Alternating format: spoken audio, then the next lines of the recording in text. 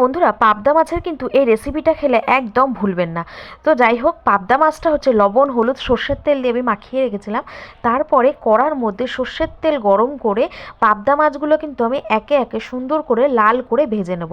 আর আরেকটা কথা বলে দিই, এর জন্য কিন্তু আমার বেশি মশলা একেবারেই লাগবে না।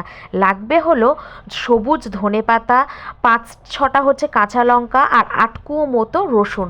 তো যেই তেলে আমি মাছ ভেজেছিলাম সেই তেলের মধ্যে কালো জিরে ফোড়ন দিয়ে আমি হচ্ছে এই ধনেপাতা, তারপরে হচ্ছে রসুন আর কাঁচা লঙ্কার পেস্ট করে নিয়েছিলাম, তো সেটা দিয়ে দেবো। দিয়ে দেওয়ার পরে সামান্য 1 চামচ মতো লবণ দিয়ে আমি কিন্তু ভালো করে নাড়াচাড়া করে নেবো।